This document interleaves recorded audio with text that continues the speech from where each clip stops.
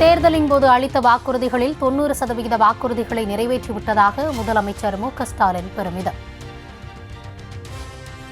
அறிவித்த திட்டங்கள் 90% மேல் நிறைவேற்றி காட்டியிருக்கிறோம்.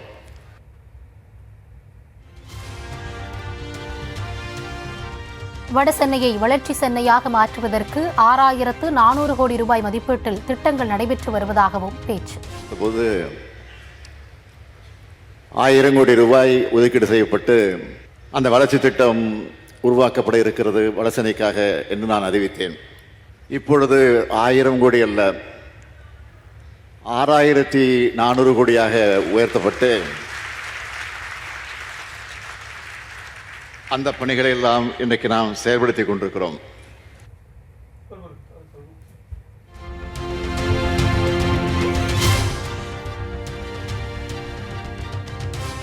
தேர்தலின் போது சொல்லாத புதுமை பெண் திட்டத்தையும் நிறைவேற்றியிருப்பதாக முதலமைச்சர் மு.க.ஸ்டாலின் உரை. நேரத்தில் சொல்லாத திட்டங்களும் நிறைவேற்றப்பட்டிருக்கிறது, அதை நீங்கள் மறந்துவிடக்கூடாது. அது என்னென்னு என்று கேட்டால் உதாரணத்துக்கு ஒன்று நான் சொல்லுகிறேன்.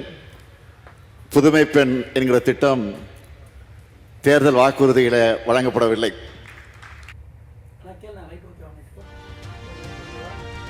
மாதந்தோறும் 1000 ரூபாய் வழங்குவதால் குழந்தைகள் தன்னை அப்பா அப்பா என்று அழைப்பதாகவும் உருக்கம். அந்த மாணவிக்கு வழங்கப்படும் என்று அறிவித்து இன்றைக்கு அது வழங்கப்பட்டுக் கொண்டிருக்கிறது. அதனால்தான் இன்றைக்கு மாணவிகளெல்லாம் என்னை பார்த்து அப்பா அப்பா அப்பா என்று அழைக்கக்கூடிய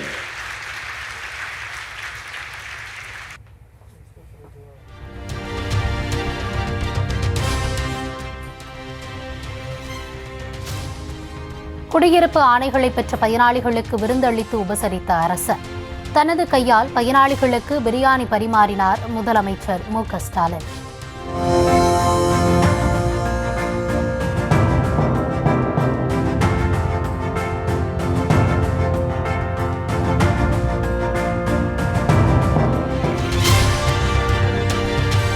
வருகிற 25ஆம் தேதியன்று மீண்டும் கூடுகிறது தமிழக அமைச்சரவை. தமிழக பட்ஜெட் தொடர்பாக ஆலோசனை நடத்த உள்ளதாக தகவல்.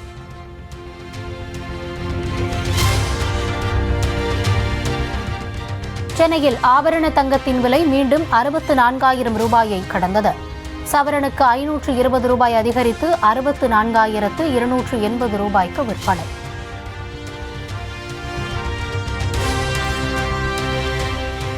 சென்னையில் ஆபரண தங்கம் கிராமிற்கு 65,000 ரூபாய் விலையேற்றம். 1 கிராம் 8,035 ரூபாய்க்கு விற்பனையாகிறது.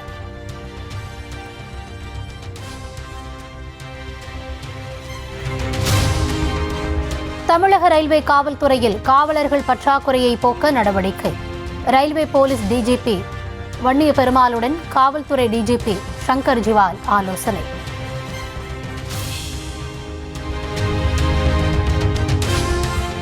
இரண்டாயிரத்து 2009ஆம் ஆண்டு உயர்நீதிமன்ற வளாகத்தில் வழக்கறிஞர்கள் தாக்கப்பட்ட சம்பவத்தில் தொடர்புடைய காவல் அதிகாரிகள் மீது நடவடிக்கை எடுக்கவில்லை என புகார். சிபிஐ விசாரித்து வரும் வழக்கில் இன்று வரை நியாயம் கிடைக்கவில்லை என கோரி சிபிஐ அலுவலகத்தை முற்றுகையிடுவதற்கு பேரணியாக சென்ற வழக்கறிஞர்கள் கைது.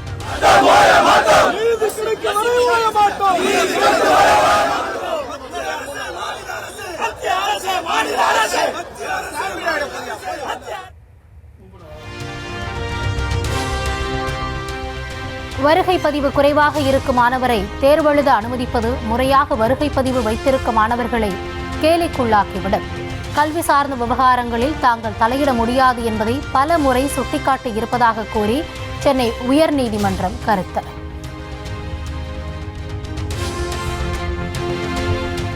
ஹிந்தி படித்தால் மட்டுமே தமிழகத்திற்கு நிதி வழங்குவோம் என மத்திய மந்திரி தர்மேந்திர பிரதான் நேரடியாக கூறுவதாக துணை முதலமைச்சர் உதயநிதி ஸ்டாலின் குற்றச்சாட்டு. ஹிந்தி படித்தால் மட்டும்தான் உங்களுக்கான கல்வி நிதி உதவி 2150 கோடி ரூபாயை விடுவிக்க முடியும், மாநிலத்துக்கு தர முடியும் என்றனர். ஹிந்தி படித்தால் மட்டும்தான் கொடுப்போம், அப்படி இல்லைன்னா மற்ற மாநிலங்களுக்கு பிரித்து கொடுத்து விடும் என்று பிரித்து கொடுத்திருக்கிறாங்க. ஒன்றிய அமைச்சர் கல்வி அமைச்சர் திரு தர்மேந்திர பிரதான் அவர்கள் இதை நேரடியாகவே சொல்லியிருக்கிறார். எந்த நிலையிலும் கல்வி மற்றும் நிதி பெறும் உரிமையை விட்டுக் கொடுக்க முடியாது என்றும் அதற்காக போராடி வருவதாகவும் திருமண விழாவில் சூளுரை. தமிழகத்தில் தொடர்ந்து பள்ளி மாணவிகளுக்கு பாலியல் தொல்லை நடப்பதாக பாஜக மாநில தலைவர் அண்ணாமலை குற்றச்சாட்டு. பள்ளிக்கல்வித்துறை அமைச்சர் பதவியில் நீடிக்க தகுதியில்லாத அன்பில் மகேஷ் பதவி விலக வேண்டும் எனவும் காட்டம்.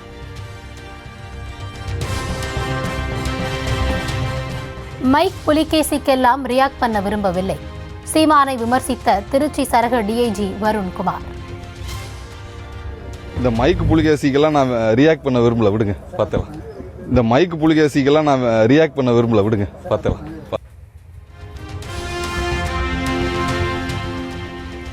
டிஐஜி வருண்குமாரை செல்போன் திருடன் என விமர்சித்த சீமான், டிஐஜி தனி அரசாங்கமே நடத்தி கொண்டிருப்பதாகவும் பேட்டி. அவர் ஒரு அரசாங்கம் நடத்துவாரு. நீங்க எங்க வழக்கு போடுங்க என் கட்சிக்காரர் மேல, அங்க இருக்கிற ஒருத்தரை சொல்லி அங்க ஒரு வழக்கு போட சொல்லி தூக்கிட்டு போயிடுவாப்ல. போனவன செல்போனை பறிச்சிருவாப்ல. அவருக்கு வேலையே செல்போன் திருடுறது தான். அப்புறம் அதுக்குள்ள இருக்கிற அந்த குரல் பதிவுகளை திருடுறது தான்.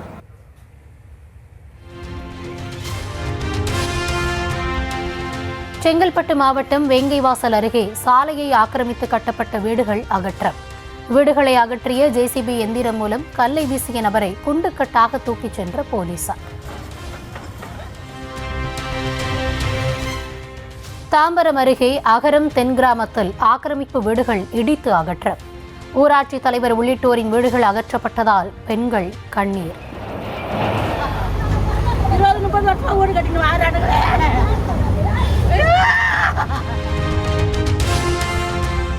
20 லட்சம் ரூபாய் வழிப்பறி செய்த வழக்கில் SSI ராஜா சிங் மற்றும் சன்னி லாய்டு ஆகியோரின் ஜாமீன் மனு தள்ளுபடி.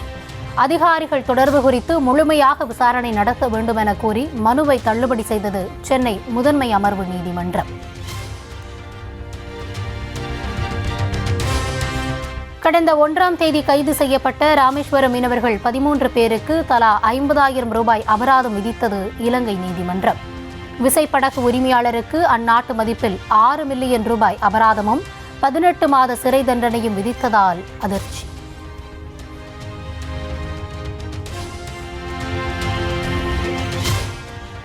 திருப்பூரில் கத்திமுனையில் ஒடிசா பெண் தொழிலாளி கூட்டு பாலியல் வன்கொடுமை. சத்தம் போட்டால் கொன்று விடுவதாக மிரட்டி நள்ளிரவில் கணவர் குழந்தை கண்முன்னே கொடூரம்.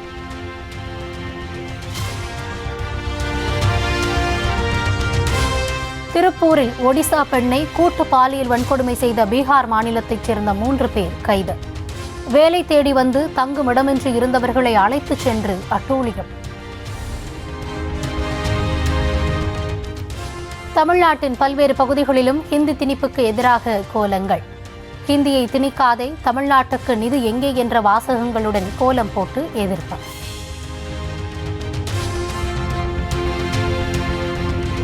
மும்மொழி கொள்கை திணிப்புக்கு எதிராக சென்னை மாநில கல்லூரி மாணவர்கள் போராட்டம். கல்லூரி முன்பாக திரண்டு மத்திய அரசுக்கு எதிராக முழக்கம். கல்வி அமைச்சரை கண்டிக்கின்றோம். திணிக்காதே, திணிக்காதே, இந்தியை திணிக்காதே. புதுக்கோட்டை மாவட்டம் வேங்கைவயல் விவகாரத்தில் குற்றம் சாட்டப்பட்ட 3 பேரையும் மார்ச் 11ஆம் தேதி ஆஜர்படுத்த வேண்டும். சிபிசிஐடி போலீசாருக்கு மாவட்ட நீதிமன்றம் உத்தரவு. நாமக்கல் மாவட்ட பள்ளிப்பாளையத்தில் விளைநிலங்களில் கொட்டப்பட்ட 20 பேரல் காலாவதி ரசாயனங்கள்.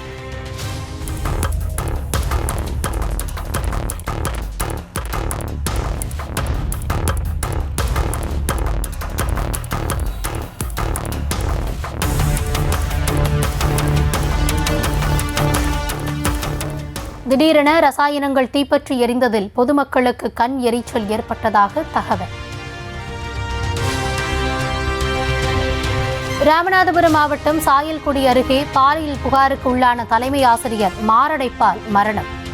பெற்றோர் அளித்த புகாரில் போலீஸ் வழக்கு பதிவு செய்ய முடிவு செய்திருந்த நிலையில் அதிர்ச்சி.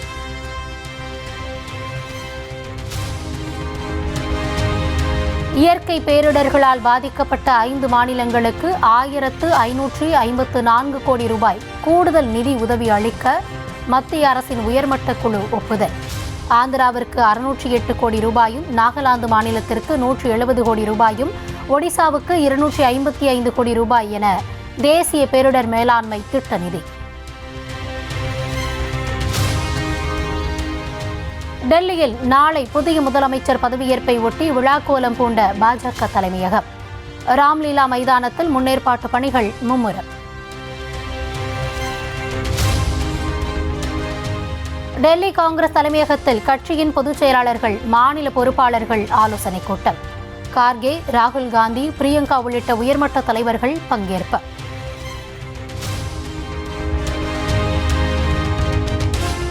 உத்தரப்பிரதேச சட்டப்பேரவைக்கு கரும்பு கட்டுடன் வந்த சமாஜ்வாதி எம்எல்ஏ. விலைவாசி உயர்வுக்கு ஏற்ப கொள்முதல் விலையை அரசு உயர்த்தவில்லை என குற்றச்சாட்டு.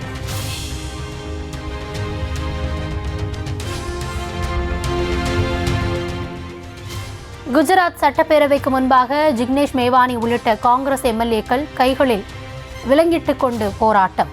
அமெரிக்காவிலிருந்து விலங்கிடப்பட்டு நாடு கடத்தப்பட்டவர்கள் குறித்து மத்திய மோடி அரசு மௌனம் காப்பதாக குற்றச்சாட்டு.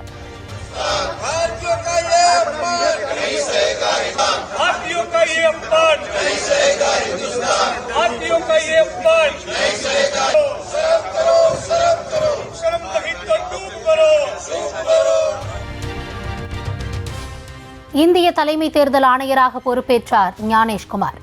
டெல்லி தலைமை அலுவலகத்தில் சக தேர்தல் ஆணையர்கள் வாழ்த்து.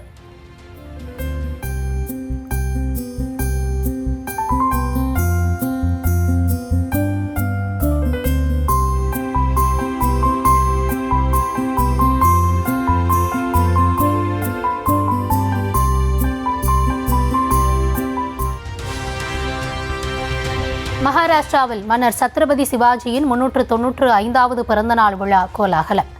நாக்பூரில் ஏராளமான மக்கள் இசைக்கருவிகளை இசைத்து கொண்டாட்டம்.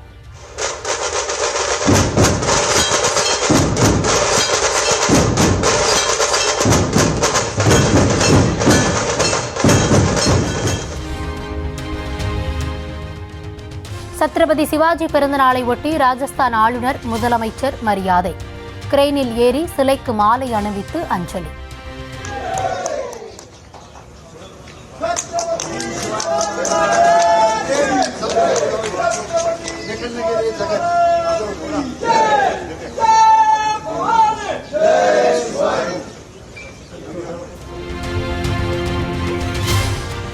கேரளாவின் பத்தனம்திட்டாவில் தினமும் அதிகாலை 3 மணிக்கு சேவல் கூவுவதால் தூக்கம் கெடுவதாக போலீசில் புகார்.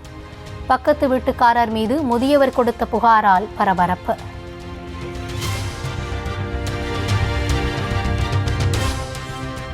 உத்தரப்பிரதேச மாநிலம் பிரயாக்ராஜ் கும்பமேளாவில் லட்சக்கணக்கானோர் குவிந்து தொடர்ந்து வழிபாடு.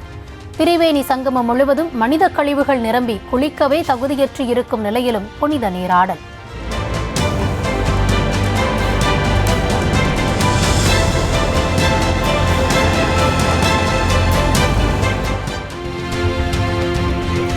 அடிதடி வழக்கிலிருந்து அமெரிக்க ராப் பாடகர் ராக்கி விடுதலை. நீதிமன்றத்திலேயே துள்ளி குதித்து கொண்டாடிய நண்பர்கள்.